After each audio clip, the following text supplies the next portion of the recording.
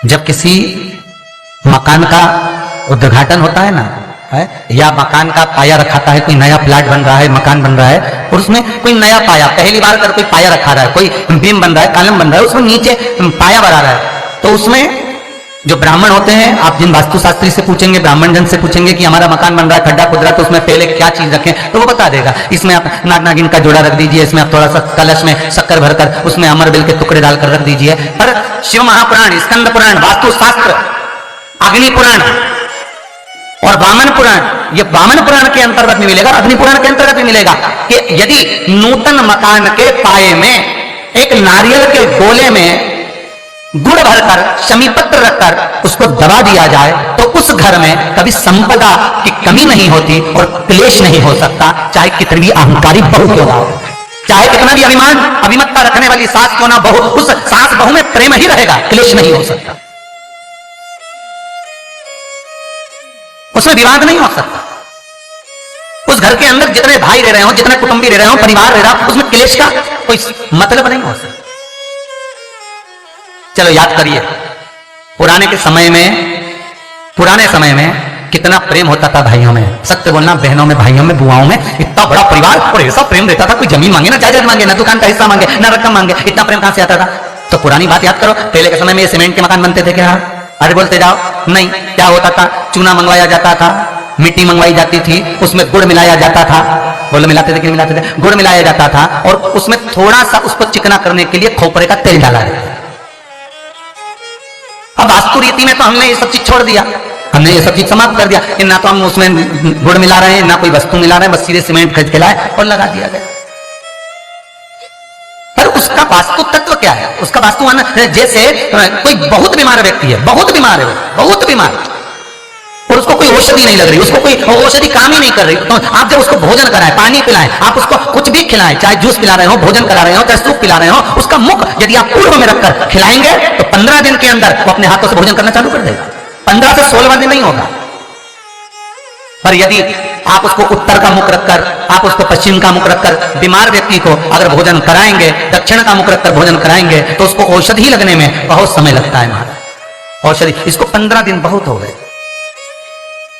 बहुत।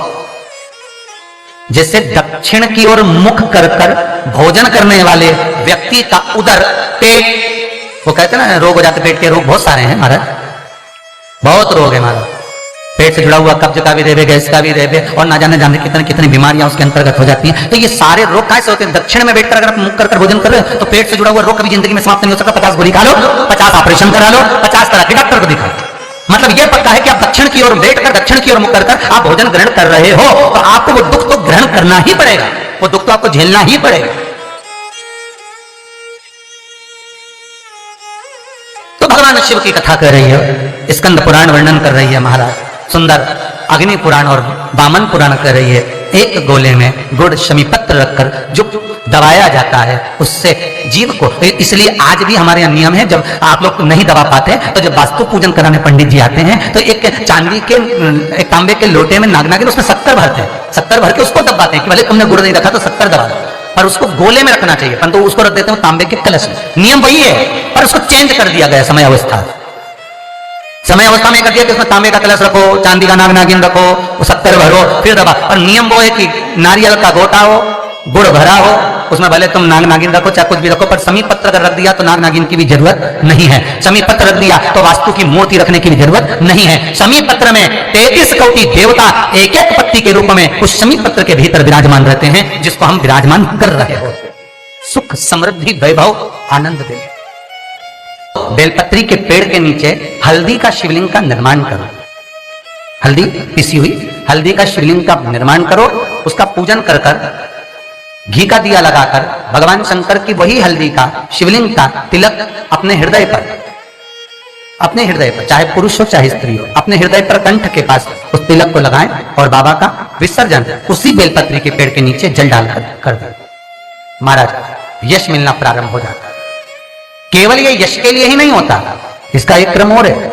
मान लो आप किसी मीटिंग में बैठे हो, किसी अच्छी जगह पर बैठे हो, किसी कंपनी के इंटरव्यू में बैठे हुए हो, कोई कंपनी आपके कॉलेज में आई है और आप उसमें सिलेक्ट नहीं हो रहे, तो उसके लिए भी ये कार्य पूर्ण है। उसके लिए। और ये कहां पर भी काम आता है महाराज, मान लो आप किसी कार्य के लिए जा रहे हो और वो कार्य बहुत जरूरी है कि इस व्यक्ति से मुझे ये पैसे निकलवाना है, इस व्यक्ति से मुझे ये काम निकलवाना है, और वो व्यक्ति बहुत दिन से हाथ में आ ही नहीं रहा, तो उसके लिए ये कार्य किया जाता है। अर्थात कीर्ति शुद्ध हो, पवित्र हो और यश की प्राप्ति। हल्दी का अब स्त्री कहे कि हम शंकर की आराधना कर सकते हैं, हाँ, और स्त्री कहे हम शिव को स्पर्श कर सकते हैं, हाँ, क्यों नहीं? क्या हम हनुमान चालीसा पढ़ सकते हैं? क्यों नहीं? अगर सुंदरकांड पढ़ सकते, क्यों नहीं? हनुमान और शिव एक ही है, हनुमान और शिव एक ही स्वरूप है, और उस स्वरूप का स्पर्श होना कोई गलत नहीं। कई लोग कहते हैं हनुमान जी के मंदिर में दिया लगाएं कि ना लगाएं, क्यों नहीं? भगवान शंकर पर जो जल चढ़ता है वो उत्तर दिशा की ओर क्यों जाना चाहिए, ठीक है?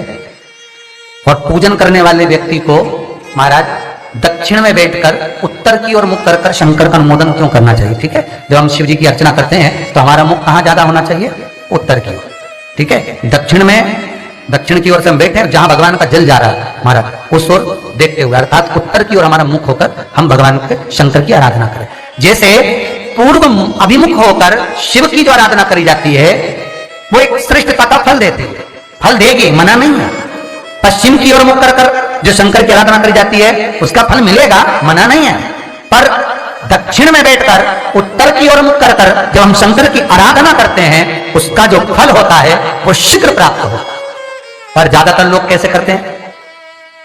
आप लोगों ने भी तो करा होगा, बोलो जरा जमकर, कहां बैठते हो? महाराज जी उत्तर की ओर तो जलाधारी का मुख है, ऐसे सहज भाव, ये शिवलिंग है, ये जलाधारी, ये उत्तर की ओर है, तो तुम लोग कहां बैठोगे? ये यहां जा रही है तो ये शिवलिंग है तो तुम इसके सामने बैठोगे, कि जल यहां से जा रहा है तुम उसके सामने बैठो। पर बैठना कहां चाहिए? जहां शिवलिंग है यहां से जल बह रहा है तो यहां बैठो। फिर बाद में लोग कहते हैं महाराज हम तो शंकर जी के खूब पूजन करते, हमने तो खूब अनुष्ठान करा पर फल कम क्यों मिला? उसका कारण है पूर्व अभिमुख होकर करोगे मिलेगा पर थोड़ा समय लगेगा, पश्चिम अभिमुख होकर करोगे मिलेगा, थोड़ा समय लगेगा। पर शिव आराधना में जब दक्षिण में बैठकर उत्तर का मुख कर जहां शिव का जल जाता है, बस यहां बैठकर अगर आप शंकर की आराधना कर रहे हो तो वो कामना पूरी होने में देर नहीं लगती, कार्य जल्दी ही पूर्ण हो जाता है। पर दुनिया के लोगों तो वही हिसाब से जाते हैं, जैसे शंकर जी के मंदिर में जाओगे तो इधर पानी बह रहा है तो तुम सामने जाके जल चढ़ाना चाहोगे या उधर बैठकर जल चढ़ाना चाहोगे। तुम्हारी जो इच्छा है, तुम्हारी जो आनंद है, ब्राह्मण भी अगर आपको बिठाएंगे तो पूरा पश्चिम का मुख कर बिठाएंगे, यहां बैठ जाओ, यहां से पूजन करो, यहां बैठ जाओ। पर उसमें शिव महापुराण में, स्कंद पुराण में कहा गया कि भगवान शिव को रिझाने के लिए सर्वश्रेष्ठ स्थान कि काल को भी जीता जाए और दक्षिणवर्ती का काल हो।